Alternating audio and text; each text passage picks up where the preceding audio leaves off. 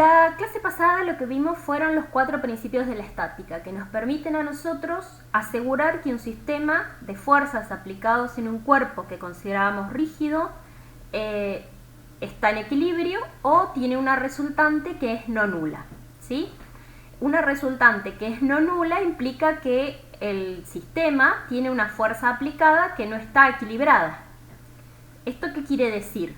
Que como consecuencia de esa aplicación de esa fuerza, si ese cuerpo estuviera suelto, no estuviera vinculado rígidamente al suelo o no estuviera vinculado a otras partes de la estructura, ese cuerpo tendería a modificar su posición de equilibrio, ya sea que estaba quieto, como son en general nuestros cuerpos de la estática, intentaría moverse, intentaría trasladarse o intentaría rotar.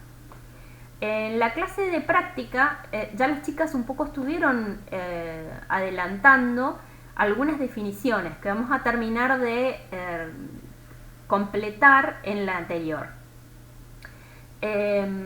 Los grados de libertad del cuerpo dependen de cuál es mi punto de vista. Si yo considero que la estructura está toda contenida en un plano, por ejemplo, visualicen ustedes el lugar donde están, ¿sí? Algunos de ustedes están mirando un celular, otros están mirando una pantalla de una computadora o de una notebook. El dispositivo que tengan, en general va a ser un plano. Si yo miro esa estructura de esa pantalla o de esa notebook, la pantalla, al ser un plano, si yo digo que todas las fuerzas están contenidas en ese plano, quiere decir que mi problema podría reducirse a 2 dimensiones. Yo no necesito trabajar con la tercera dimensión, que sería la perpendicular al plano. Sin embargo, hay muchas estructuras que es imposible considerarlas contenidas en el plano, porque tienen, por ejemplo, 3 dimensiones. Visualicemos ahora la mesa en la que están apoyados todos estos dispositivos. Esa mesa, si bien tiene una componente que está contenida en un plano, que es la de la placa que apoya, la que me permite a mí sostener las cosas que tengo arriba, tiene otras componentes que están fuera del plano. Tiene 4 patas que no puedo considerarlas contenidas en ese plano. Entonces, hay estructuras que geométricamente son tridimensionales y por lo tanto yo tendría que considerarlas en el espacio. Hay otras que al ser planas, como la pantalla o como la pared que está a la derecha de ustedes, son un plano y por lo tanto si todas las fuerzas que yo estoy analizando están contenidas en ese plano, ya sean fuerzas o ya sean momentos, yo puedo considerar que la estructura es un plano.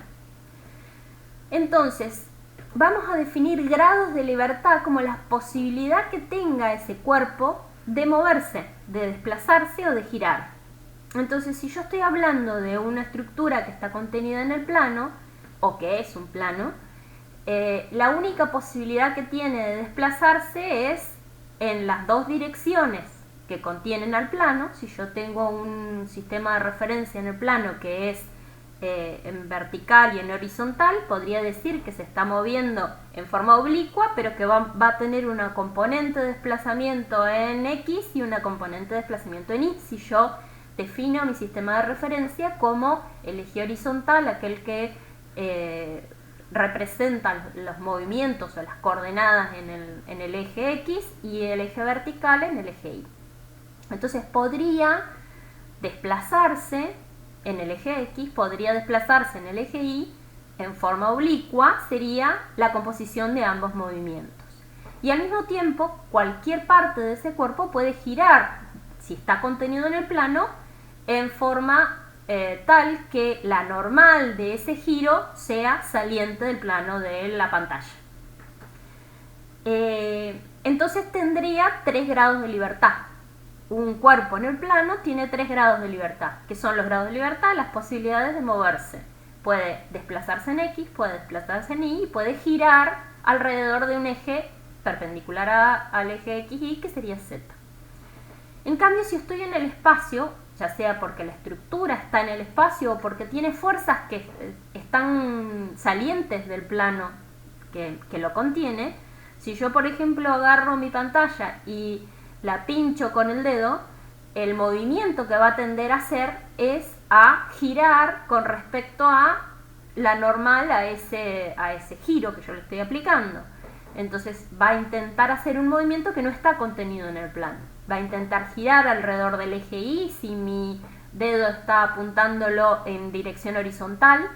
Va a intentar girar alrededor del eje X si mi dedo está apuntando en un extremo alrededor de manera tal de que me genera un giro alrededor del eje X, o puede intentar girar alrededor del eje Z. Vamos a tener no una, sino 3 componentes de giro en este caso, y vamos a tener al mismo tiempo 3 posibilidades de desplazamiento. Vamos a poder desplazar esa estructura alrededor del eje X, o sea, desplazarlo no alrededor, sino en el plano XY. Vamos a poder desplazarlo en el sentido de X, en el sentido de Y, y por fuera de ese plano vamos a poder desplazarlo en la dirección del eje Z. En consecuencia, tendríamos para un cuerpo en el espacio 6 grados de libertad.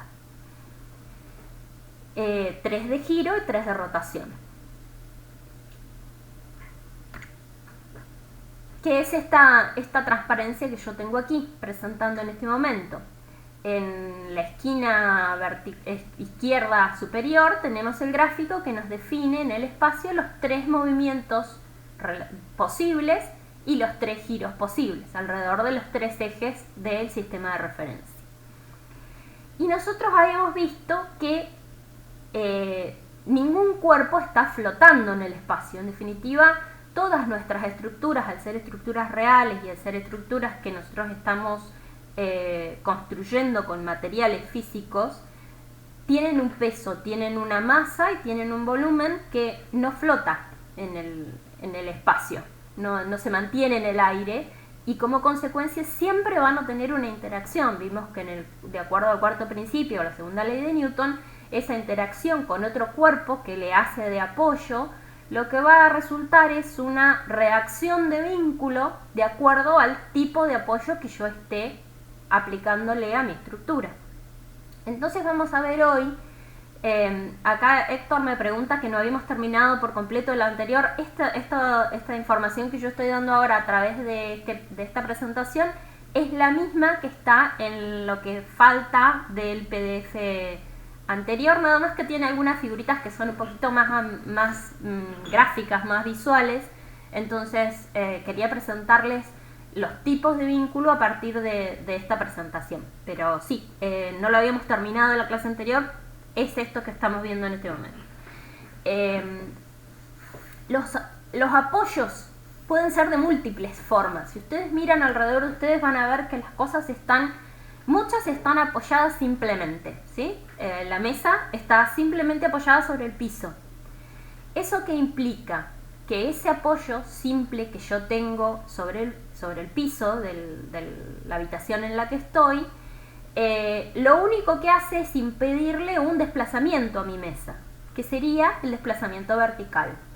La mesa tiende a bajar porque tiene un peso, ese peso tiene una dirección, esa fuerza de peso primero está distribuida, es una fuerza distribuida que en el ejemplo que mostraron en la clase de práctica era un dibujito que era una representación de una barrita que estaba en unidades de fuerza sobre distancia.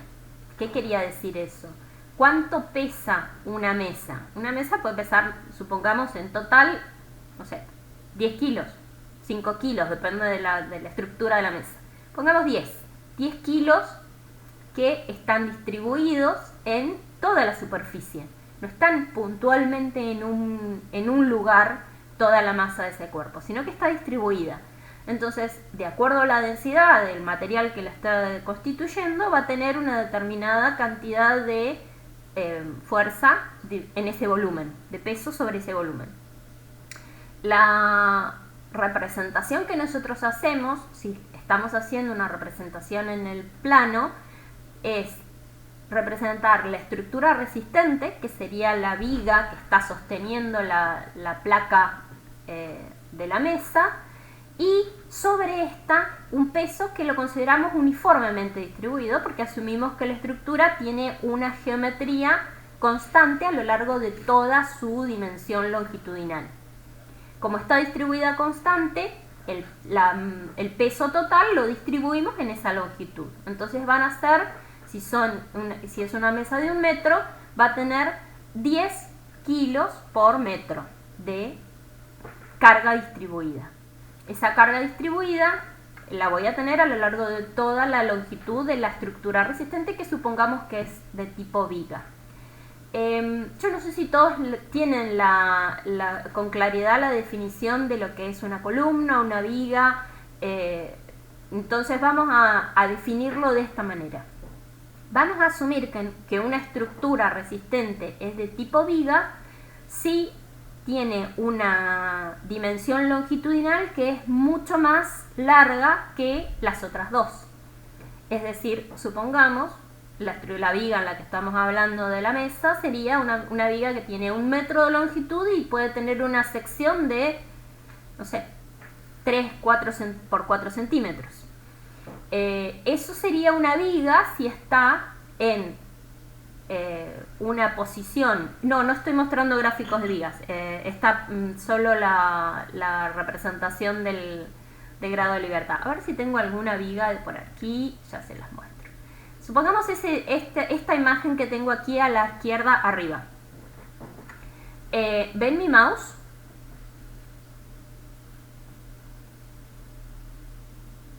Bien, entonces en esta estructura que tengo aquí, yo tengo distintos tipos de estructuras resistentes. Tengo vigas, que son estas que no están perfectamente horizontales. Fíjense que ustedes que están como en diagonal.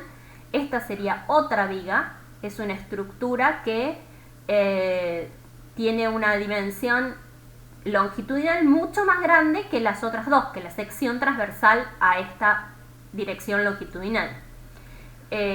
Y soportan cargas principalmente luego por flexión. Cuando yo construya, si yo coloco aquí arriba una estructura de un techo, esta viga va a intentar flexarse y generar una especie de comba. Yo lo estoy haciendo muy exageradamente, esto nunca es tan así, pero va a generar una especie de comba donde apoya toda la estructura de este techo.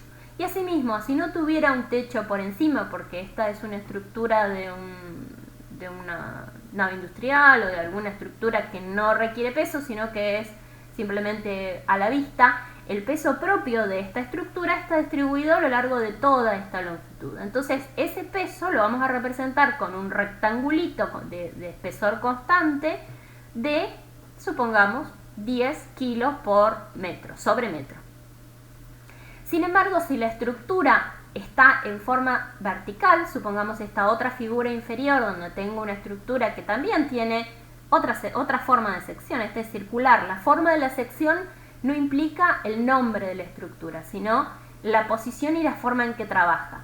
Si esta estructura que tengo aquí, que es de acero, que está perfectamente verticalizada, sobre la estructura carga el peso de un techo o apoya alguna otra estructura, esta estructura lineal, que tiene un eje longitudinal también mucho más grande que los otros dos, se denomina columna. ¿Sí? Una columna es siempre una estructura vertical que traslada el peso superior a la fundación. Se denominan vigas cuando son perfectamente horizontales, si fuera el caso de una estructura de un techo, o oblicuas, ¿sí? En diagonal, pero que trabajan en forma distribuyendo ese peso a lo largo de toda su estructura y a su vez apoyan sobre otras vigas, como esta transversal que estoy mostrando aquí, que termina en algún momento trasladando la estructura del peso, la carga de peso al piso o a la fundación de la columna. Vamos a llamar losa, a ver si tengo alguna losa por acá. Esta es una losa de piso. ¿Sí? Si esta estructura aquí fuera de un primer piso esta es otra columna, ¿ven?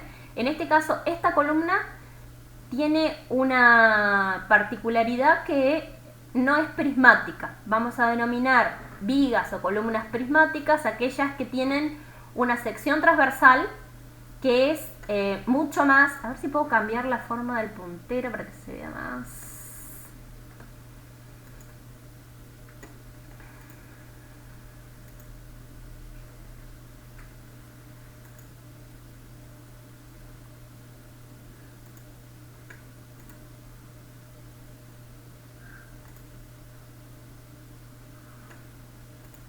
No me gusta.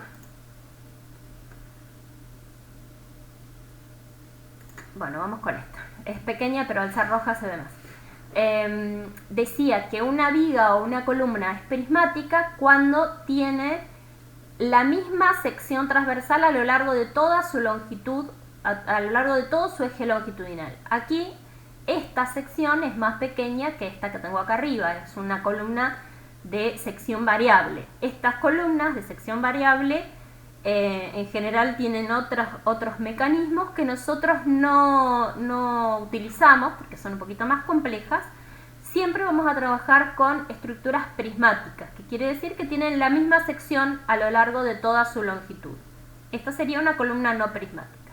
Les estaba diciendo que si este es el piso de una planta alta, esto sería por ejemplo una terraza.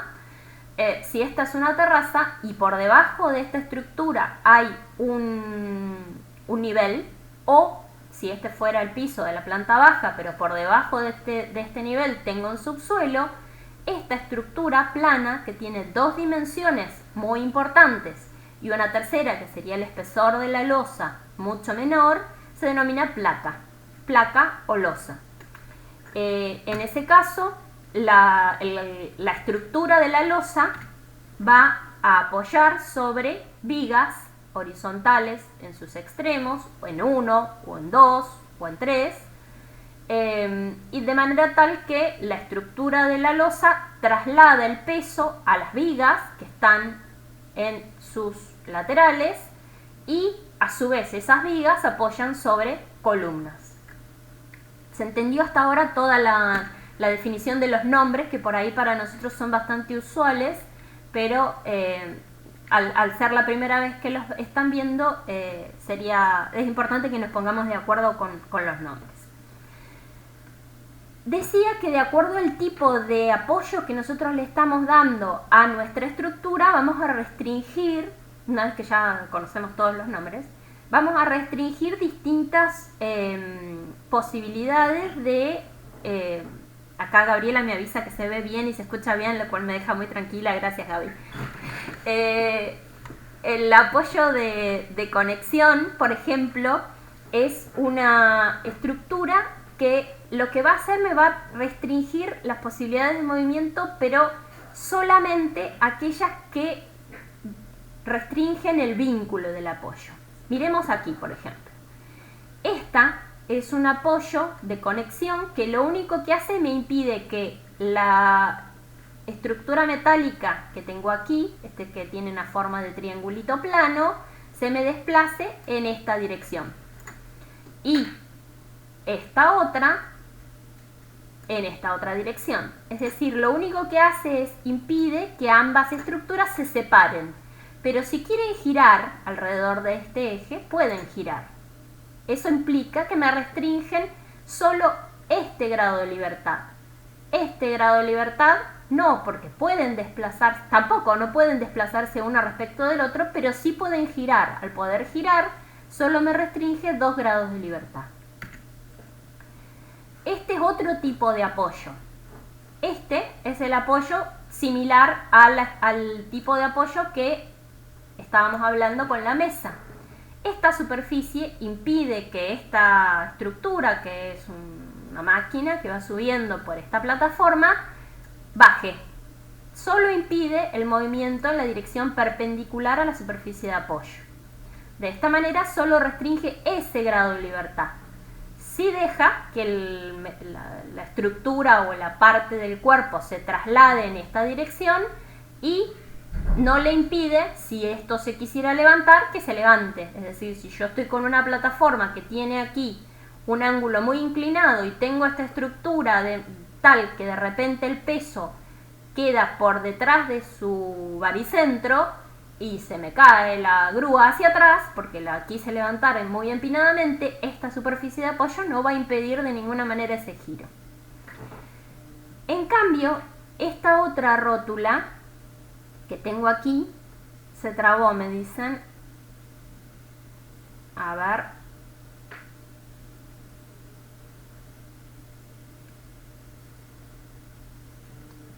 Repito. Lo último no se escuchó. Bien. Voy a hablar un poquito más despacio.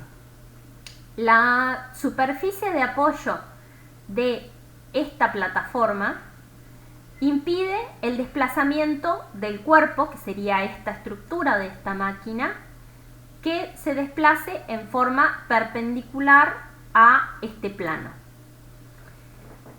No impide el desplazamiento en la dirección del plano. Si yo quiero trasladarme con mi máquina por sobre esta plataforma, sobre esta superficie de apoyo, no me impide de ninguna manera esa situación. Por otro lado, si de repente esta estructura tuviera un ángulo demasiado elevado, si este ángulo fuera muy grande, ¿qué implica? Que la máquina empieza a subir y de repente, si su peso queda por detrás de su centro de gravedad, va a intentar girar y se me va a volcar, se va a caer en esta dirección. Y esta superficie de apoyo de ninguna manera va a impedir ese giro. Entonces, solo suprime un grado de libertad, que es el grado de libertad correspondiente a la dirección perpendicular al plano. No va a impedir el desplazamiento en la dirección del plano ni el giro. ¿Ok? Por otro lado, los apoyos de rótula, como este que tengo aquí, esto es una fundación de hormigón. Esta es una estructura metálica que tiene un pasador, ¿sí? Simplemente como si fuera una rodilla en la cual está apoyando una viga de un puente metálico real, ¿sí? Esta es una estructura, una forma que toma la vinculación de un puente metálico. Y si ustedes se fijan, este apoyo de rótula lo que hace es que si este puente tiende a dilatarse, por ejemplo, por efecto del calor, le permite un movimiento en esta dirección, le permite que gire, es como si fuera una rodilla que tiene en esta posición, pero impide que se mueva en esta dirección, esto no lo deja hacer, y le impide que se mueva en la dirección perpendicular, esto tampoco lo deja hacer. Entonces, este tipo de apoyo de rótula, también por la forma que tiene, en este caso no lo podríamos asegurar de la figura, pero en general tienen trabas que impide también el movimiento en la dirección perpendicular. En esta dirección tampoco permitiría el giro, solo en la dirección del eje de este apoyo de rótula.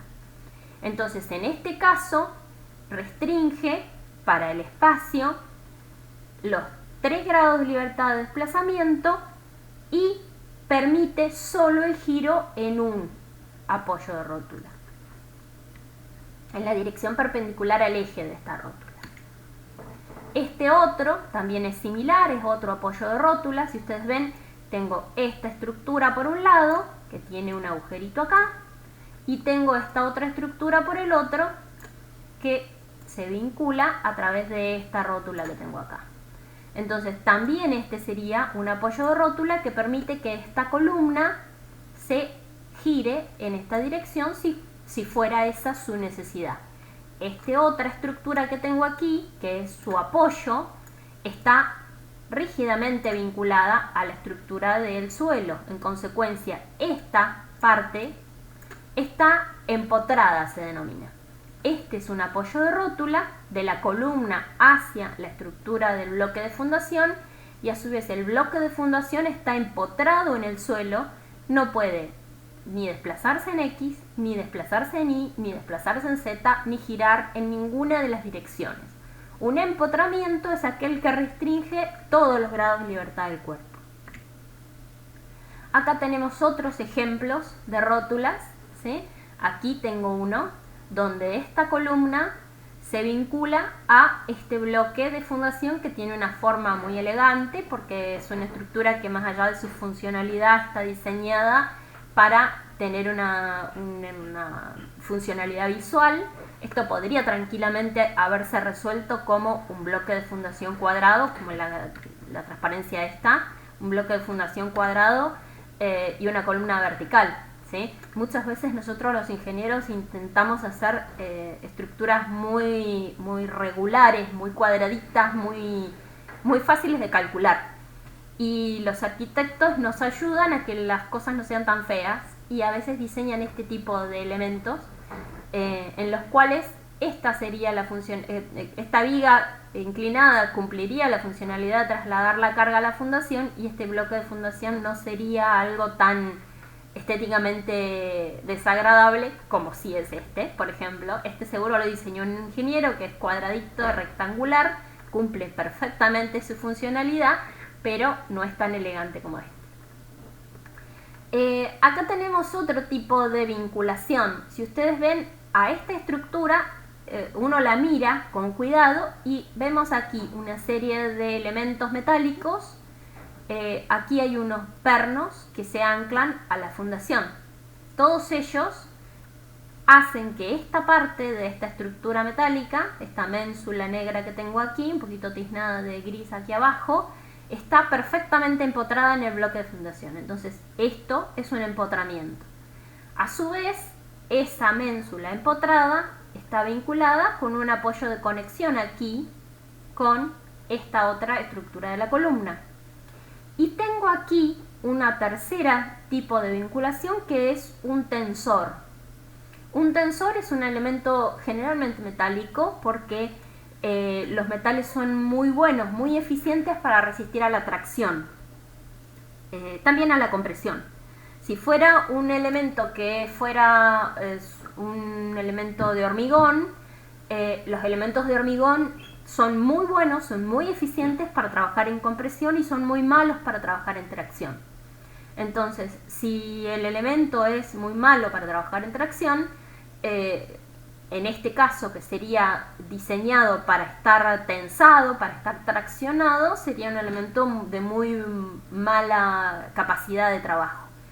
Entonces, en general trabajamos con tensores metálicos. ¿Qué hace un tensor metálico? Restringe de alguna parte de la estructura que yo tengo aquí el movimiento en esta dirección. Le impide el desplazamiento. Sería el ejemplo de la biela de la clase anterior.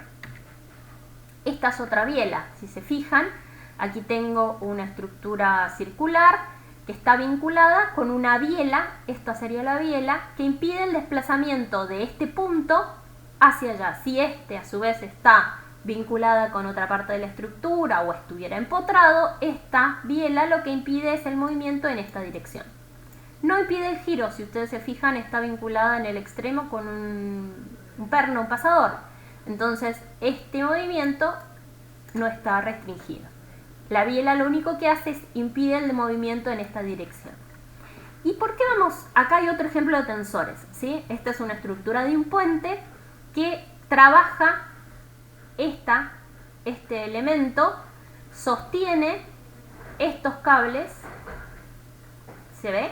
Este cable que tengo aquí, que va hasta otro elemento del puente que se llama tablero.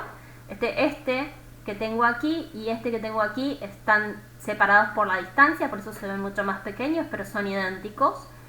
Este elemento lo que hace es levanta estos tensores, estos cables trenzados que tienen muy buena capacidad de resistir a la tracción, que estos están tensionados. También, este cable lo que hace es sostiene mediante estos tensores verticales que tenemos aquí todo este tablero de este puente por donde pasa aparenta ser un puente peatonal por las balustras estas que tiene aquí que impiden el tránsito de vehículos, pero este mismo tipo de elemento podría ser tranquilamente un puente colgante para tránsito de vehículos o para tránsito de un ferrocarril, etcétera, etcétera. Son elementos que tienen una capacidad de sostener por tracción fabulosa. ¿Por qué es importante que visualicemos qué es lo que hace cada uno de estos tipos de vínculos? Por ejemplo, esta biela, que lo que hace es restringir el movimiento en esta dirección, ¿Qué genera cuando yo a esta estructura la intento hacer girar?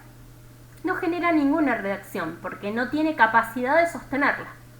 En cambio, si yo vengo con mi mano simplemente y la estiro, le aplico una fuerza de 10 newton.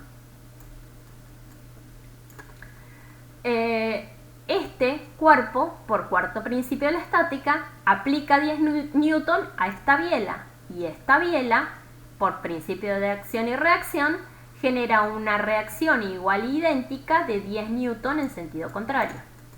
Esto implica que mi cuerpo está sometido a dos fuerzas, una de acción y una de reacción que le aplica la biela al cuerpo.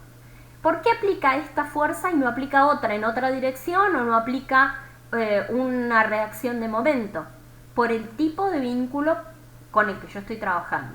Si es un vínculo de tipo biela, solo me va a generar una reacción en la dirección en la que está aplicada la biela. Si es un vínculo de este tipo, que es un empotramiento, esto es una columna muy grande que lo que hace es, está vinculada al pavimento con un montón de estructuras aquí de apoyo que son pernos grandes que lo que hacen es la fijan solidariamente al piso. Entonces, por ejemplo, supongamos que nos apoyamos en esta columna. Si nos apoyamos en esa columna, lo que tendemos es a desplazarla en esta dirección. Le aplicamos una fuerza igual al apoyo de 5 kilos. ¿Qué va a intentar hacer esta columna? Va a intentar desplazarse. ¿Va a poder? No, porque este empotramiento que yo tengo aquí se lo va a impedir. Entonces, la estructura del empotramiento, distribuida en todos estos pernos que le fijan solidariamente al piso, le va a generar una reacción en este punto, en el punto medio de la columna, igual a esta fuerza. A su vez, al aplicarla en una altura, supongamos que esta fuera la altura de mi persona, ¿verdad? Yo me estoy apoyando aquí arriba. Si yo me apoyo aquí arriba, tiendo a que vuelque esta columna. Si estuviera suelta, si no estuviera puesto ninguno de estos, yo me apoyo y la tiro, la hago girar en esta dirección. Como le estoy aplicando esa fuerza por esta distancia, esto es una recta, ¿sí? Esta fuerza que yo estoy aplicando a la columna por esta distancia me genera un momento de vuelco, una fuerza de momento igual a la fuerza por la distancia. ¿Qué va a hacer como reacción este vínculo? Me va a generar un momento igual y opuesto igual a la fuerza por la distancia. ¿De acuerdo? Es por el tipo de vínculo. Si yo estuviera con esta columna vinculado a través de una rótula, un apoyo de rótula, cuando yo aplico fuerza por distancia, de momento, esta columna se me cae, porque no le impedí ese movimiento. Lo mismo si la fuerza fuera en la otra dirección o fuera la fuerza del peso. La fuerza del peso de esta estructura genera una reacción en la dirección igual y opuesta de la estructura del piso, igual al peso de la columna. Yo tengo este peso, me genera una igual y opuesta con el sentido contrario. Aquí tenemos otro ejemplo de empotramiento. Una estructura de una escalera que no tiene soporte. Ahí se usan mucho ahora. Generar distintos empotramientos de estos escalones que están vinculados a esta pared, están calculados de manera tal de que toda la estructura de la escalera está apoyada sobre esta pared y uno va pisando aquí, va generando un momento y a su vez esa reacción del peso de la persona o del peso de lo que está apoyado aquí por esta distancia me genera una reacción de momento y de fuerza igual y opuesta a lo que yo estoy aplicando. Y vamos a ver que nosotros podríamos tener distintos tipos de vinculación. Si nosotros supongamos que estamos con un cuerpo en el plano. Si estamos con un cuerpo en el plano, recordamos, tenía 3 grados de libertad. Se podía desplazar en X, se podía desplazar en Y, se podía desplazar en girar alrededor del eje Z. Vamos a dar el ejemplo para un vínculo en el plano y en el espacio en ambos casos. En el espacio se podía desplazar en X, en Y, en Z y podía girar alrededor del eje X, alrededor del eje Y, alrededor del eje Z. Vamos a decir que un cuerpo tiene una vinculación perfecta cuando la cantidad de grados de libertad que tiene están restringidos exactamente por la cantidad de vínculos que yo le he colocado. En ese caso vamos a decir que la estructura es isostática. Si estamos en el espacio, va a ser, por ejemplo, un empotramiento como el de la columna que vimos recién. Esta columna está perfectamente vinculada porque no tiene más que este empotramiento que le restringe los 6 grados de libertad. Si estamos en el plano, puede ser también una columna que yo considero que la puedo considerar en el plano porque tiene todas sus cargas en el plano. En este ejemplo que yo di aquí no está contenida en el plano si yo tuviera una fuerza, por ejemplo, en esta dirección también. Si tengo fuerzas en las 3 direcciones, por más que la columna yo pueda considerar que está contenida en un plano, porque es una estructura muy delgada, las fuerzas hacen que no pueda considerarlo como un problema plano, sino que es un problema espacial. En el espacio también va a tener, por ejemplo, con un empotramiento, todas sus condiciones de vínculo sostenidas. ¿Podría yo dar otra forma de vincular esta columna que no fuera un empotramiento? Supongamos que estamos con el ejemplo de esta columna que tiene aquí un apoyo de rótula. ¿Podría yo decir que ese cuerpo tiene una vinculación perfecta? Sí, podría, si por ejemplo en el otro extremo, en la punta de la columna, yo le coloco un apoyo simple. ¿Sí? La paro, le pongo alguna cosa que impida que se desplace en la dirección en la cual puede girar alrededor de la rótula. Entonces, con un apoyo doble y un apoyo simple, o de primera especie, se podría también garantizar esa vinculación perfecta o esa isoestaticidad del cuerpo. Si por el otro lado a mí se me ocurriera, bueno, la empotro abajo y la empotro arriba, ¿sí? Para decir, estoy más que segura de que no se me va a mover para ningún lado. A primera vista parece una buena idea. Ahora, resulta que cuando yo le pongo más vínculos o restrinjo más posibilidades de movimiento que las que efectivamente tiene, cuando tiene 6 grados de libertad, le pongo 2 empotramientos, le restrinjo 6 vínculos. Y como consecuencia tengo 6 incógnitas, que son las 6 reacciones de vínculo. Y como voy a tener solo 3 ecuaciones de equilibrio, que son la cantidad de ecuaciones, en realidad voy a tener 3 ecuaciones de desplazamiento y 3 de giro. Pero voy a tener más grados de libertad, más vínculos que grados de libertad. En consecuencia no voy a poder resolverla. Si estuviera, supongamos, analizando este problema en el plano. Tengo un empotramiento aquí, tengo un empotramiento aquí. ¿Qué reacciones posibles de vínculo voy a tener? Supongamos que tengo una fuerza aplicada en este punto. Si tengo una reacción de vínculo vertical en A, vamos a hacer una estructura que tiene 2 fuerzas, una así y una así, o que es lo equivalente a decir tengo esta fuerza aplicada en forma diagonal. Tengo una reacción vertical en A, posible, una reacción horizontal en A, posible, y una reacción de momento en A, posible, porque el tipo de vínculo es un empotramiento. Este es Rx en A, Ri en A. Ay, qué feo que escribe esto. No voy a escribir porque no se entiende nada. Lo mismo en B. También voy a tener una reacción posible vertical, una reacción posible horizontal y una reacción posible de momento. A priori yo podría ponerle cualquier signo a estas reacciones. En general tratamos de ponerlas en forma positiva, pero en este caso, por ejemplo, la puse en negativa. Da lo mismo, porque de la sumatoria de fuerzas y de momentos me terminaría dando la dirección correcta de estas reacciones. Pero al estar en el plano, ¿cuántas ecuaciones de equilibrio voy a tener? Voy a tener una ecuación de sumatoria de fuerzas en X,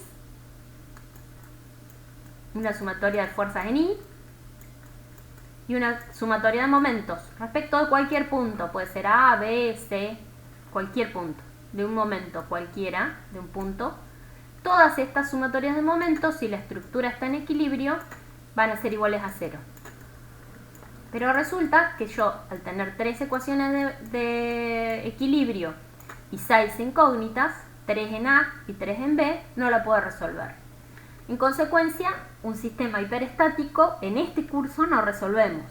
¿Quiere decir que no existen las estructuras hiperestáticas en la realidad? No, hay muchas estructuras que son hiperestáticas, se requieren de otros métodos que no están dentro del alcance de este curso, pero son posibles de resolver en ocasiones. Por otro lado, tenemos un tercer tipo de vinculación, que es, o clasificación de la vinculación de los cuerpos, que es hipoestática. Supongamos que la mesa sobre la que estábamos conversando más temprano tiene patas y esas patas tienen rueditas abajo. Si, por ejemplo, se nos ocurriera, en el caso de ustedes van a tener 4 patas, cada uno con sus rueditas.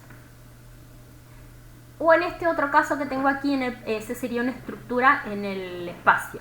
Pero si estamos hablando de una estructura que está contenida en el plano, que yo puedo considerar que esta es la estructura resistente, una viga, una tabla, que apoyo sobre 3 rueditas. Digo, es una estructura que está en el plano, tiene 3 grados de libertad. Le pongo 3 apoyos simples, quiere decir que solo me restringe esta dirección de movimiento, y entonces digo 3 grados de libertad, 3 vínculos simples estarían equilibrados, sería una vinculación perfecta. ¿Qué opinan? Ah, se me corta, dicen. Vuelvo a la vinculación perfecta, entonces. Díganme si se escucha bien de nuevo. Profe, Sí. lo de vinculación exacta sí se escuchó, lo de hipoestática se empezó a cortar Bien, cuando comenzó a hablar de eso. bien. Gracias. Supongamos entonces, ahora vuelvo a decir lo que estaba diciendo, que tengo una estructura que está en el plano, que tiene 3 grados de libertad. Desplazamiento en X, desplazamiento en Y y giro respecto al plano perpendicular al plano que contiene la estructura. Si yo le pongo 3 apoyos simples o de primera especie, que es una superficie de apoyo o una ruedita, como veníamos diciendo en el caso del ejemplo de la estructura de la mesa sobre rueditas, solo me restringe la posibilidad de bajar. O sea, lo único que hace es impide que la mesa se me baje, o la viga en este caso se me baje, en forma perpendicular a la dirección de este apoyo de la ruedita. Ahora, al ser 3 grados de libertad y yo haberle restringido 3 vínculos, podría decir que el vínculo es perfecto o que la estructura es isostática. Pero al haber colocado estos 3 vínculos de una manera tal que están alineados entre sí, por ejemplo, si ahora se me ocurriera venir y apoyarme en esta mesa en forma horizontal, se puede trasladar tranquilamente y en consecuencia no está en equilibrio. ¿Qué quiere decir entonces haber restringido la misma cantidad de vínculos que los grados de libertad, pero que no puedo impedir el movimiento? Quiere decir que esta estructura es hipoestática. Si tiene menos restricciones que los grados de libertad, puede ser porque, por ejemplo, solo le puse 2 apoyos simples. Y ahí me doy cuenta muy fácilmente que si yo no hubiera puesto esta, me hubiera dado cuenta muy rápido, porque digo, tengo 2 grados de libertad restringidos, 2 apoyos, pero me estaría faltando uno. ¿Cómo lo puedo resolver? Pongo un tercer apoyo, por ejemplo, impidiendo este movimiento.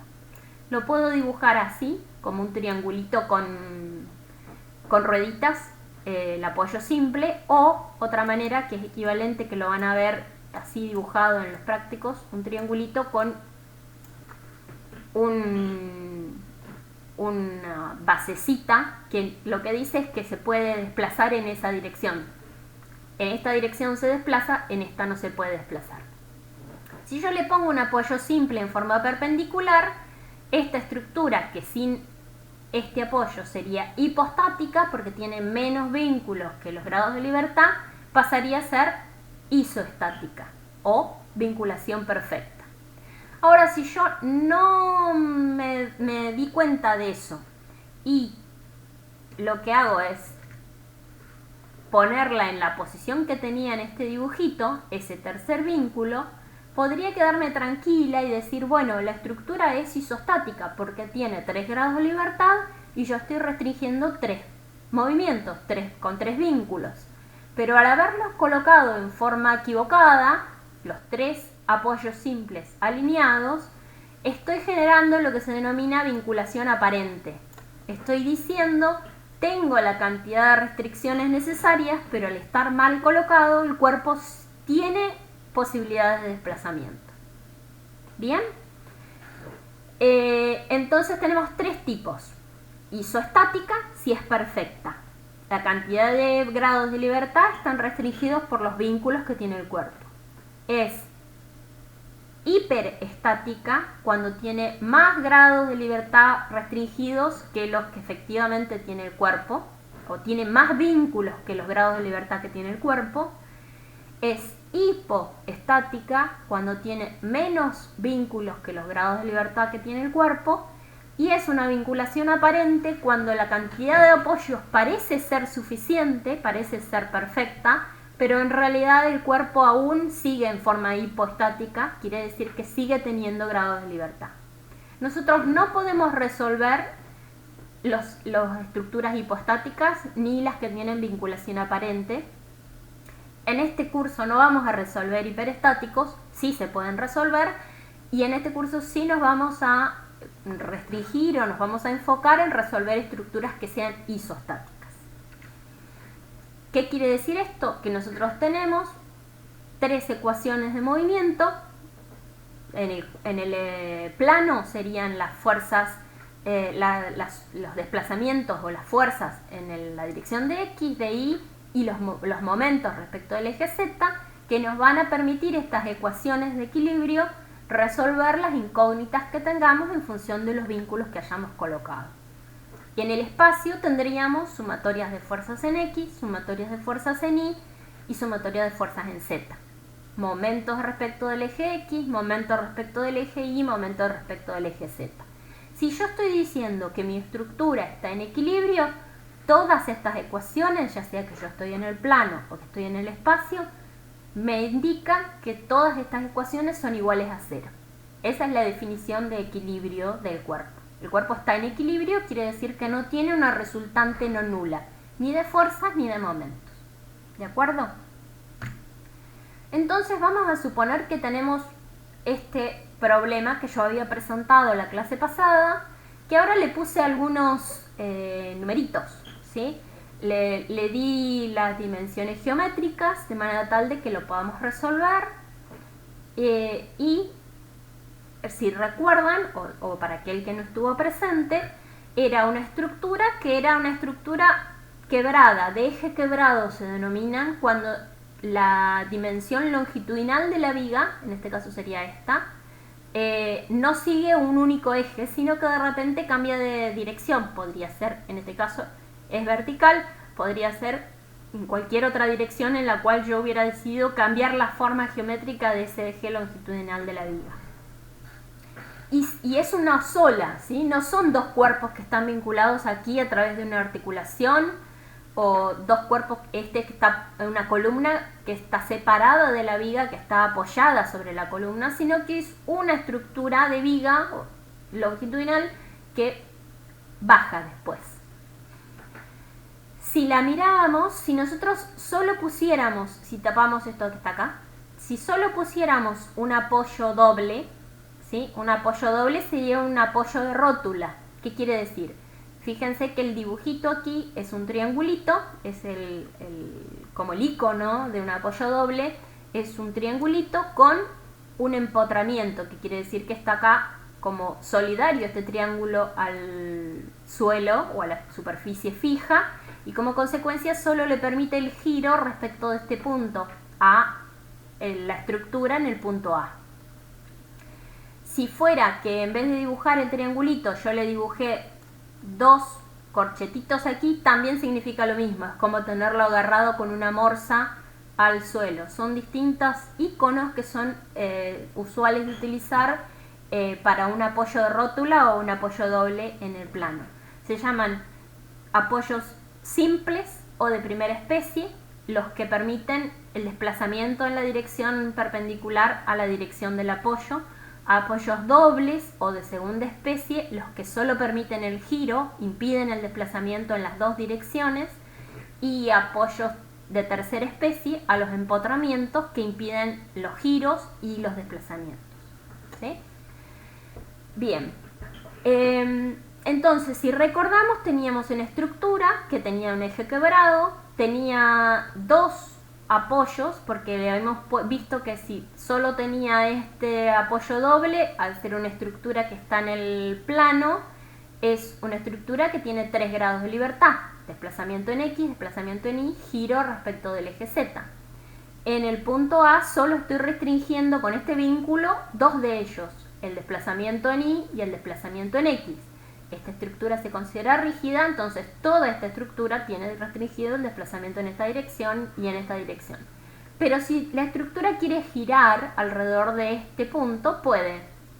A no ser que yo le pusiera, como hicimos la clase pasada, le pusimos una biela aquí, que como tiene una dirección oblicua, en este caso le puse 45 grados de valor a ese valor de la dirección del punto,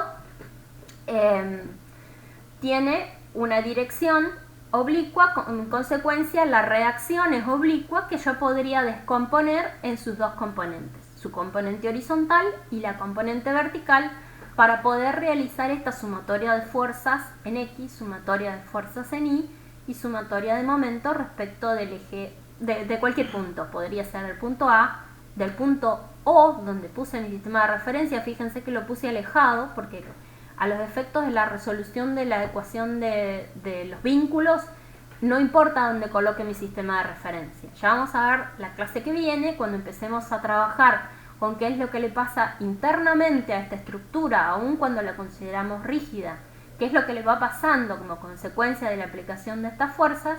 Vamos a ver que necesitamos ya definir nuestros sistemas de referencia en determinados puntos que nosotros vamos a acordar. Vamos a utilizar un sistema de ejes locales. Por ahora no importa dónde yo coloque mi sistema de referencia, entonces se me ocurre ponerlo aquí, ¿sí? Tengo X, Y y el Z saliente del plano de la pantalla. Bueno, les voy a dar un minuto para que planteen las ecuaciones de equilibrio de este sistema. Quiero que lo planteen en un papel, a ver si después entre todos juntos podemos llegar al mismo resultado. Tiene 1, 2, 3, 4, 5 fuerzas aplicadas externas en este punto intermedio, que le vamos a poner de nombre C. Tiene una fuerza de 2 kN en forma vertical descendente. En D, que es el punto extremo, le vamos a poner una fuerza de 3 kN en forma horizontal hacia la izquierda, en el sentido negativo del eje X. También una fuerza de 3 kN en el sentido vertical negativo del eje Y. Y en E tiene dos fuerzas también, una fuerza externa de 5 kN en forma horizontal positiva y una de 10 kN en forma vertical negativa. Tiene como consecuencia de estos apoyos una reacción RAX, que es incógnita, tiene una reacción RAI, que es incógnita, y tiene esta reacción RB, que yo la voy a escribir como RB coseno de 45, seno de 45, porque voy a trabajar con sus componentes. Entonces, ¿qué ecuaciones tenemos que plantear? Esta también, RB también es una incógnita. Tengo tres incógnitas, tres ecuaciones de equilibrio o de posibilidades de resolver estas tres incógnitas. Serían sumatoria de fuerzas en X, sumatoria de fuerzas en Y y sumatoria de momento respecto de algún punto. Pueden ustedes utilizar cualquiera.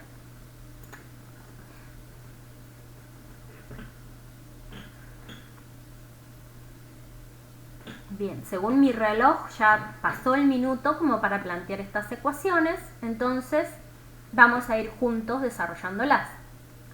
Sumatoria de fuerzas en X igual a 0. ¿Qué tengo? Tengo la reacción RAX, que es desconocida, la coloqué en sentido positivo, entonces es más RAX más la fuerza ubicada en el punto E de 5 kN más 5 kN. Todas las fuerzas se trabajan con unidades y los momentos también. Más RB coseno de 45 en kilonewton positivo menos 3 kilonewton negativo. ¿De acuerdo? Esa sería la sumatoria de fuerzas en X. Sumatoria de fuerzas en Y, eso va a ser igual a 0. Ahí tengo dos incógnitas, RAX y RB coseno de 45. La segunda ecuación sería más RAI, lo coloqué en sentido positivo, menos 2 kN aplicado en el punto C,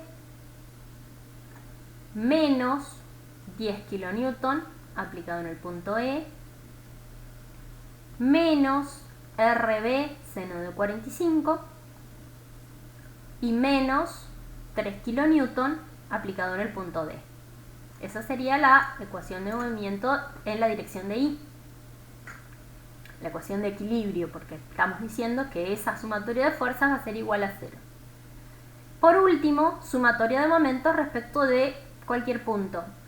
A ver, si me dan un segundo les digo, respecto del punto A, lo calculé yo, vamos a ponerle A. Sumatoria de momentos respecto del punto A, ¿qué tengo? Tengo RAX, tiene 0 de brazo de palanca, en consecuencia no me ejerce momento. RAI tiene 0 de brazo de palanca, porque ambos pasan por el punto A. Ninguna de las dos fuerzas me genera momento. Esta fuerza de 2 kN sí me genera momento. Si yo pongo mi dedo en el punto A y con mi mano sigo la dirección, mi mano derecha sigo la dirección de la fuerza, el momento que se me genera es de este tipo. Giro en este sentido que está haciendo el mouse, la normal entrante al plano del pizarrón. Como yo tengo X, Y, Z saliente del plano del pizarrón positivo, quiere decir que esa normal al plano de momento es negativo. Entonces tengo menos 2 kN de fuerza multiplicado por esta distancia que es de 4 metros. Tengo menos 2 kN por 4 metros generado por la fuerza aplicada en el punto C. Esta otra fuerza aplicada en el punto E también me genera el mismo tipo de momento que gira respecto del plano en la dirección normal entrante al plano de la pantalla. Entonces es menos 10 kN multiplicado por esta distancia, que es de 6 metros. ¿Vamos bien hasta acá? Si no me paran, por favor, porque yo no me doy cuenta. El punto E tiene aplicada también una fuerza horizontal, no solo esta fuerza vertical, sino esta de 5 kN. ¿Qué momento me genera esta fuerza? Esta fuerza de 5 kN tiene la dirección que pasa por el eje longitudinal de la viga, es decir, que termina cortando esa dirección al punto respecto del cual estoy haciendo el cálculo de momento. Quiere decir que tampoco tiene brazo de palanca esta fuerza, como no la tenía esta que estaba directamente aplicada en el punto. En consecuencia, esta fuerza no juega en la ecuación del cálculo de momento respecto del punto A. ¿Qué pasa con la reacción oblicua, que la voy a trabajar a través de las dos componentes? Esta sí tiene brazo de palanca. En la componente horizontal tiene este brazo de palanca, que es 1 metro, es decir, que tengo un momento generado por la componente horizontal de la reacción en B, que es con un sentido de giro que es contrario a los que veníamos viendo, ¿sí? Yo me pongo mi dedo gordo de la mano derecha en el punto A y con los dedos de la mano sigo la dirección del movimiento que me generan estas fuerzas, y es una fuerza que me genera un momento que gira con una normal coincidente con el eje positivo de la Z. En consecuencia, este momento de esta componente horizontal de la reacción en B es positivo. Más, se sigue sumando a esta ecuación de momento que estábamos generando con esta fuerza y esta fuerza, más, estas dos eran negativas, esta es positiva, RB coseno de 45 por este brazo de palanca de 1 metro. Esta misma reacción en B tiene una componente vertical. Cuando yo me paro en este punto y agarro con mi mano derecha y sigo la dirección del momento que me genera esa fuerza, nuevamente la normal es entrante al plano de pizarrón. Quiere decir que me genera un momento RB seno de 45 por este brazo de palanca, que es de 6 metros. Bien, terminamos los momentos que genera esta reacción en B. Faltan estas dos fuerzas aplicadas en el punto D. Nuevamente pongo mi dedo gordo de la mano derecha en el punto A y con la mano agarro la fuerza y me genera un momento de 3 kN, la fuerza horizontal aplicada en el punto D, multiplicado por el brazo de palanca medido en forma perpendicular, es decir, es de 2 metros, menos 3 kN por 2 metros. Y por último, la última fuerza es de 3 kN, nuevamente en el sentido negativo, de 3 kN por su brazo de palanca, que es de 6 metros. Todo eso igual a 0. Son estas ecuaciones que están acá. En la primera eran todas las reacciones horizontales, las fuerzas horizontales, las fuerzas verticales, cada uno con su signo, cada uno con sus unidades. Y por último, la ecuación de momento. Todas ellas iguales a un momento igual a 0. La reacción, en definitiva, tengo esta incógnita y RB. Cualquiera de estas tres ecuaciones me permiten despejar una y entrar en las otras dos, de manera tal de resolver las tres ecuaciones. Es un sistema de tres ecuaciones con tres incógnitas que me da como resultado estos resultados. ¿De acuerdo? Esas son las fuerzas aplicadas que me permiten garantizar que el cuerpo está en equilibrio. Bien, si eso era uno de ustedes que estaba haciendo el cálculo de cómo tenía que vincular, por ejemplo, esta estructura a un entrepiso para hacerse una habitación un poco más cómoda, ya están en condiciones de resolver ese problema. ¿Cuál momento me faltó? A ver, el momento de 3 kilonewton a 2 metros en D. ¿Dónde está ese? En la sumatoria de momento respecto al punto A. Puede ser, a ver, vamos a revisar. 3 por 2, este no está sumado en esta ecuación. Ya la vamos a corregir. Vamos a corregirla si nos queda bien. Ese momento, gracias al amigo acá que me ayudó, era negativo, menos 3 por 2. Entonces vamos a dejarlo acá, corregido. Voy a revisar de cualquier manera antes de subir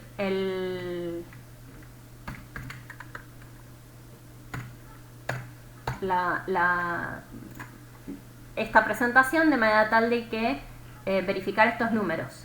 No estoy segura si no lo tuve en cuenta antes que estos resultados sean correctos. ¿Cómo me doy cuenta? Es un buen momento para definir, a ver, ¿cómo me doy cuenta si no cometí un error en estas cuentas? El garantizar equilibrio implica que la sumatoria de momentos tiene que ser igual a 0 en cualquier punto, ¿sí? Yo usé acá el punto A, pero podría haber usado el punto o podría haber usado el punto B, o el punto C, o el punto D, o uno cualquiera que se me ocurra. Una vez que yo resolví las 3 ecuaciones de equilibrio, de sumatoria de fuerzas en X, sumatoria de fuerzas en Y y sumatoria de momentos, encontré todas las incógnitas. En definitiva, yo podría verificar no haber cometido un error en estas ecuaciones simplemente tomando momento respecto de otro punto. Si usé el momento respecto del punto A, puedo usar momento respecto del punto C, o del punto B, o del punto D, o del O. Y cuando yo haga sumatoria de momentos, estas fuerzas ya no van a ser incógnitas, van a ser fuerzas. Todas esas fuerzas respecto de ese punto, por ejemplo, del punto O, me deben dar igual a 0, el momento que generan. Lo mismo respecto de cualquier punto. Entonces es una muy buena manera, es recomendable y es parte del método, una vez que yo hago el cálculo de las reacciones, de los vínculos, encontrar cuáles las incógnitas, resolverlas y verificar con una sumatoria de momentos respecto de otro punto. Al principio parece un engorro y uno dice, oh, qué densa esta profe que me hace hacer una cuenta de más. Pero esa cuenta de más me permite a mí calcular las reacciones de los vínculos y verificar que están bien calculadas. ¿Qué hago yo después? La clase que viene vamos a ver que esas reacciones de los vínculos me permiten a mí calcular los diagramas de esfuerzos característicos internos de toda esta estructura. ¿Y qué implica conocer los diagramas de esfuerzos característicos? Hacer un buen trabajo. Es bastante largo y bastante arduo de hacer, sobre todo si es una estructura que no es simple, que es compleja, una estructura de eje quebrado, con muchas fuerzas, implica un trabajo largo. Si los datos de entrada de esa segunda etapa son incorrectos, los resultados son todos incorrectos.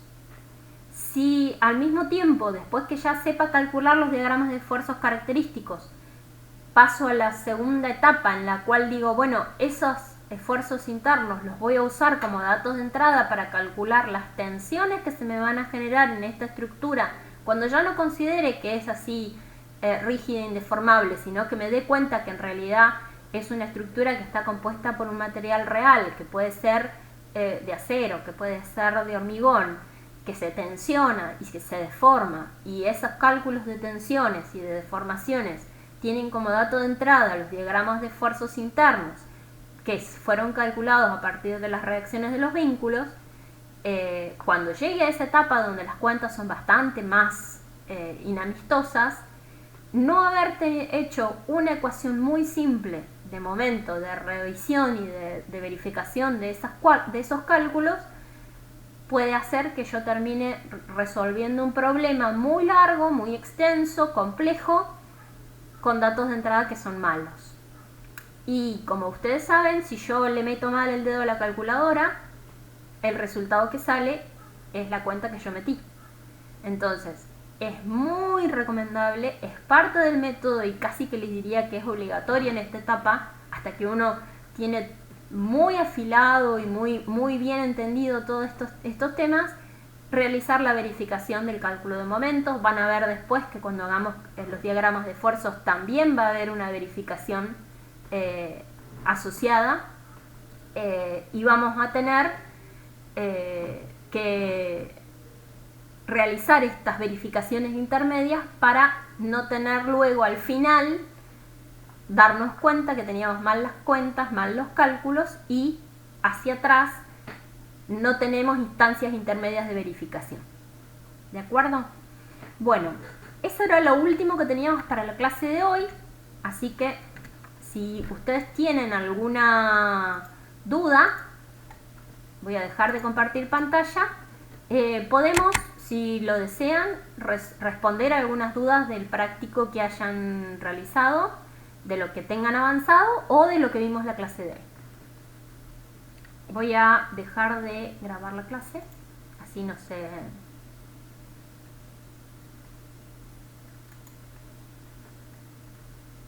se me inhiben. Quedo disponible para consultas,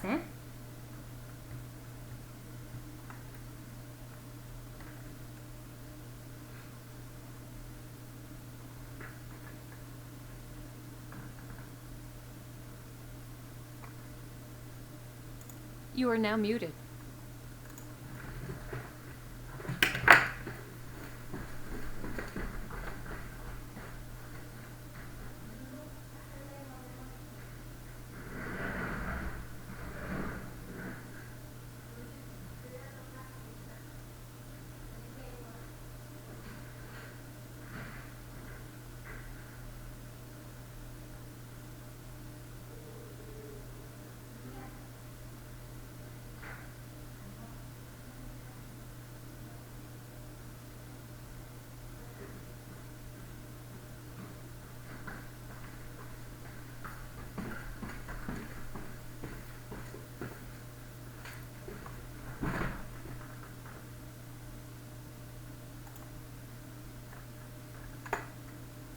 You are now unmuted. Con la clase de hoy pueden resolver todo el práctico del primer práctico. Las clases, si funcionó esta grabación, yo ahora lo voy a chequear antes de dejarla publicada. Si funcionó la grabación interna del Big Blue Button, quedan dentro de la clase un poquito más abajo, hay un lugar que dice grabaciones. Si no está bien, la voy a subir, supongo que en un canal de YouTube, porque para no ocupar mucho lugar dentro de la plataforma Pedco, que no me deja subir muchos megas. Pero les dejo escrito en novedades dónde va a estar.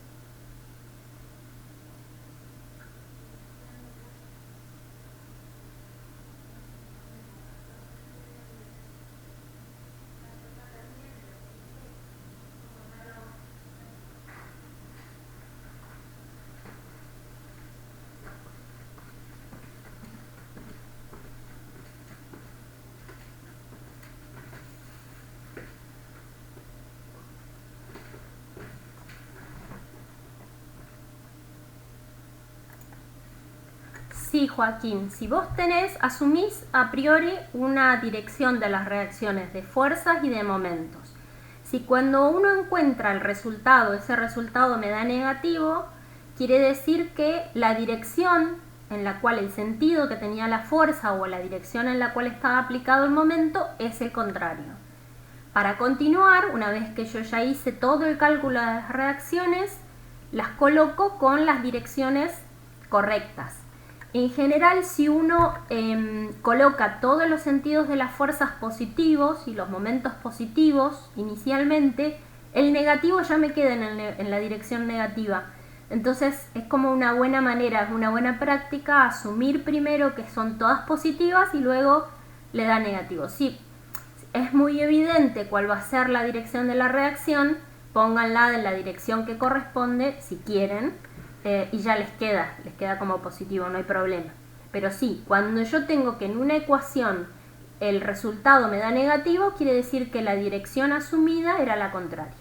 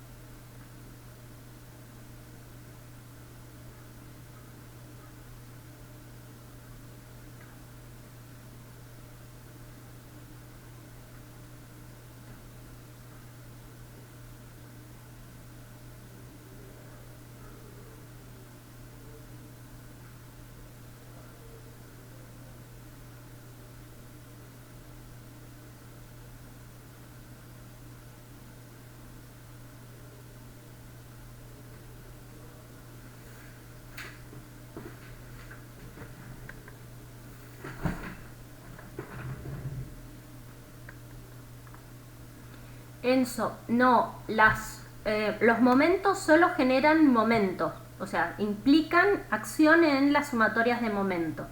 ¿Por qué no las sumamos en las fuerzas si asumimos que son un par, por ejemplo?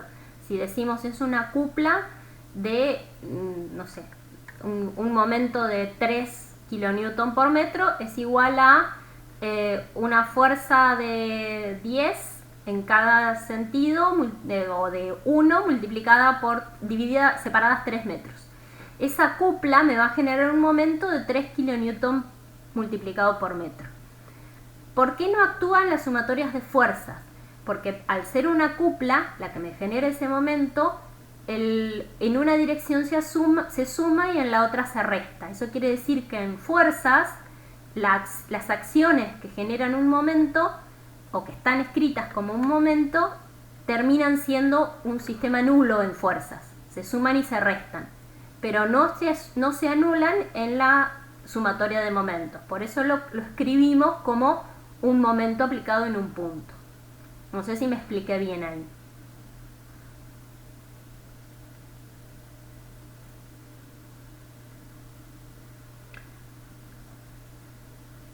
Bien, gracias Enzo. Julieta, en el punto 7 y 8 que aparecen, no tengo a mano ahora el práctico, pero me decís que aparecen círculos por debajo de la placa. En ese caso, el tipo de vínculo es una articulación, como si fuera una rodillita. Si la viga está como atravesada, es decir, ese círculo está dibujado de manera tal de que el circulito lo involucra, no está apoyada por debajo, quiere decir que es una articulación y entonces tiene toda la estructura de la viga, tiene esa rótula, termina ahí la viga. Si está por debajo, quiere decir que la estructura de la viga es continua y apoya en ese punto con una articulación. Depende del ejercicio, pero no lo tengo en este momento a mano como para decirte. Después si querés me mandás un mensaje y te lo escribo en el panel de mensajes de la PEDCO.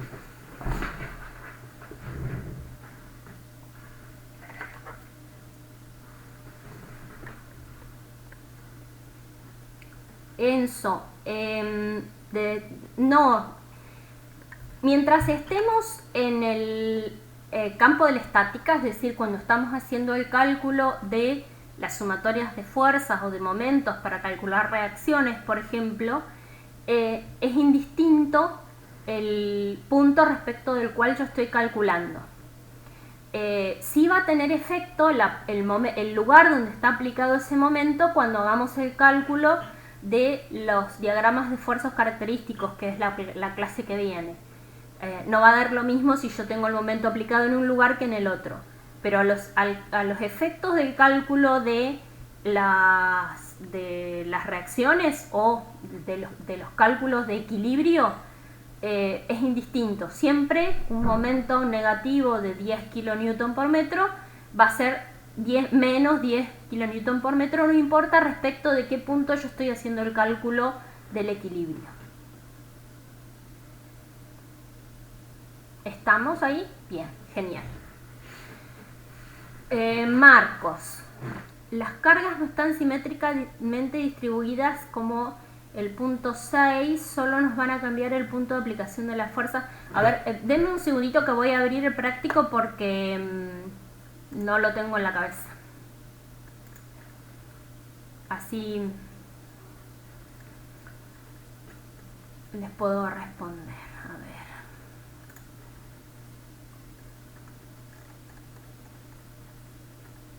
ver. El ejercicio 6. Bien. En el ejercicio 6 lo que tienen ustedes es, voy a ver si lo puedo compartir la pantalla.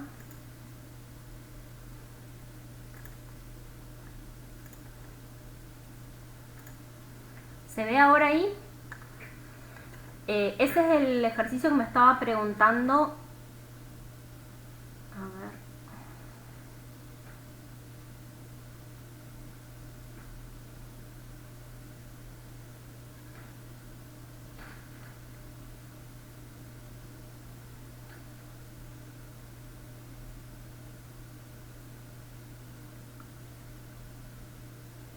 Marcos, ahí está, se me había perdido el chat y no veía como tengo la pantalla compartida, no veía la consulta. Dice, cuando las cargas no están simétricamente distribuidas como el punto 6, solo nos va a cambiar el punto de aplicación de la fuerza que ejerzan sobre la estructura.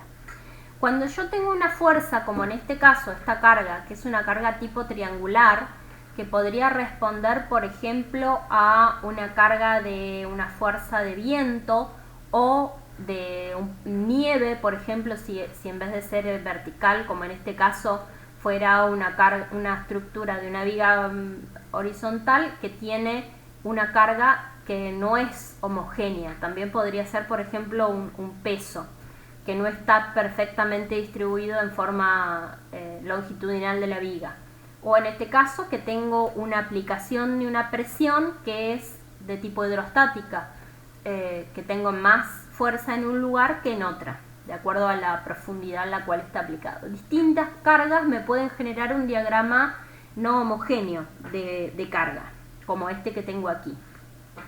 Cuando yo tengo una carga distribuida homogénea, asumo que toda esa carga es equivalente desde el punto de vista de la resultante de fuerzas, no desde el punto de vista luego del cálculo de los diagramas de esfuerzos. Eso luego vamos a ver exactamente cómo se trabaja, pero para el momento en el que estamos, que es el cálculo de las sumatorias de fuerzas, esta fuerza es equivalente a decir que tengo estas 2 toneladas por metro aplicadas en el baricentro de esta estructura, es decir, en el punto medio de esta carga distribuida, 2 kN por metro, en 4 metros serían 8 toneladas aplicadas en el punto medio. Es equivalente desde el punto de vista de la sumatoria de fuerzas.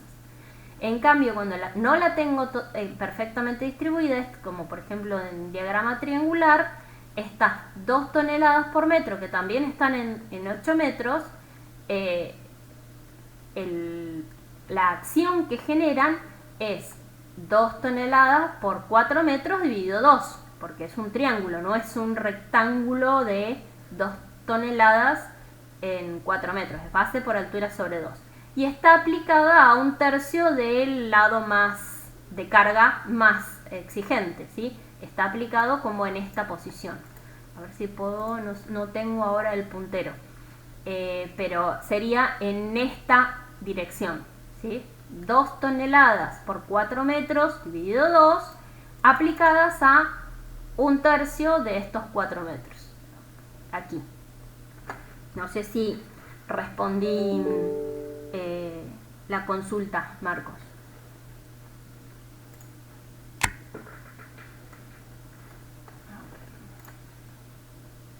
Genial.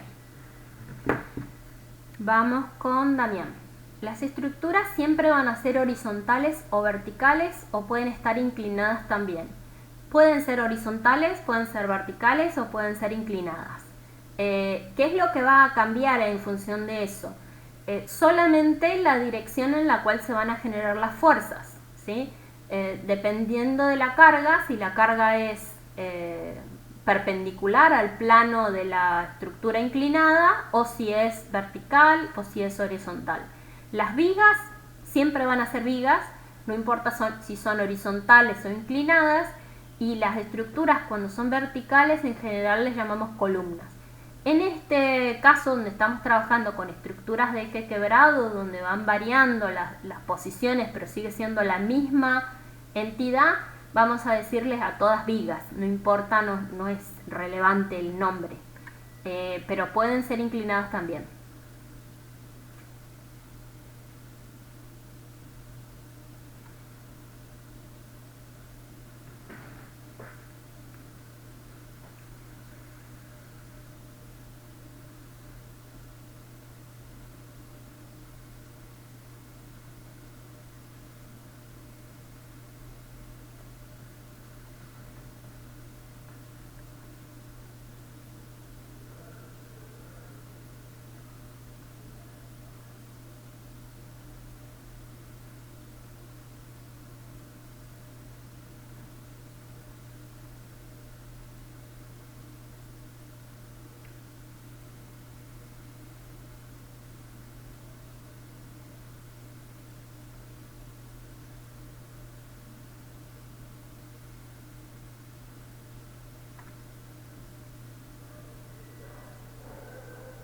Sí, ahí vuelvo a abrir el práctico y les muestro a ver las distintas posiciones.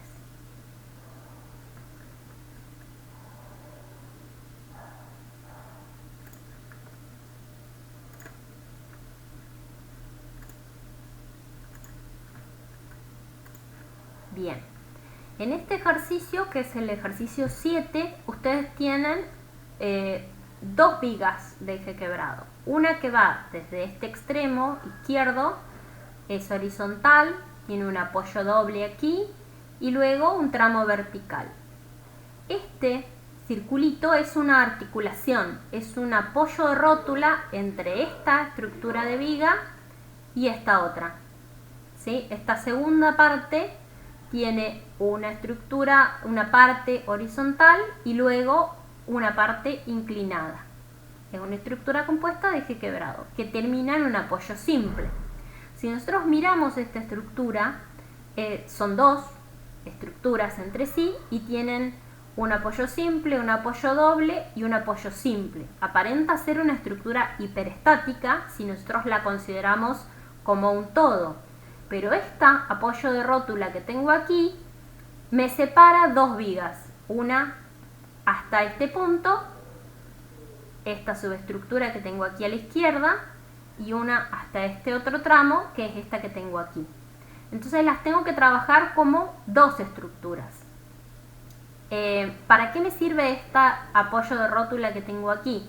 Me permite decir, acá tengo un apoyo doble y entonces trabajo con estas, y acá este mismo apoyo a su vez es un apoyo doble para esta parte que tengo aquí.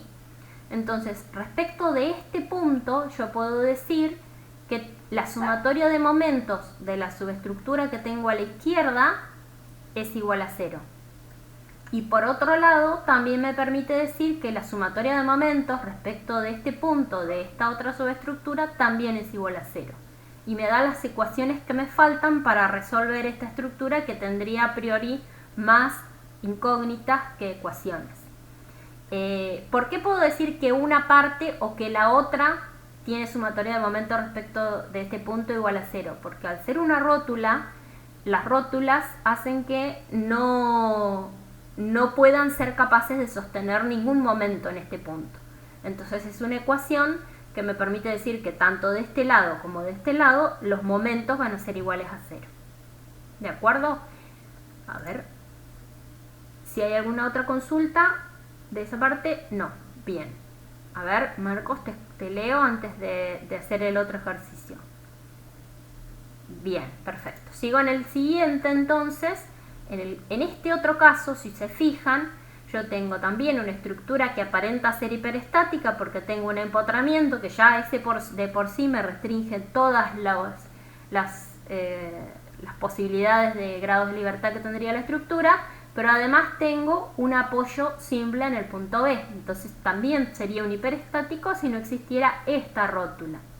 Como está dibujada esta rótula, es como si fuera una articulación que está por debajo de esta viga. Es decir, esta viga tiene un empotramiento aquí, sus 3 reacciones, y luego tiene una continuidad. No es que aquí se corta, no es que este dibujito, este circulito está dibujando que tengo una rótula que me involucra al eje de esta viga horizontal.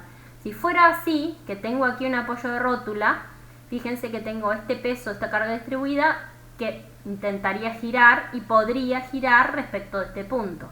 Al ser que esta estructura tiene continuidad y el apoyo está por debajo, es como un apoyo de una ruedita que yo le puse aquí abajo. Y me da la tercera ecuación para resolver este hiperestático. Tendría, por un lado, que las 3 ecuaciones de movimiento de toda la estructura, o sea, de fuerzas y de momentos de la totalidad del cuerpo, y luego podría decir que la sumatoria de momentos de la subestructura que tengo por debajo es igual a 0 respecto a este punto, o que toda esta estructura como un todo, no hasta acá, sino como un todo, porque es un todo, yo no la estoy cortando, no la estoy atravesando con esta rótula, sino que toda esta estructura también tiene momento respecto a ese punto igual a 0. ¿Sí? Me da las ecuaciones que me faltan para resolverlo. Bien. Bueno, me alegro, Marcos. Cualquier duda, acá estoy.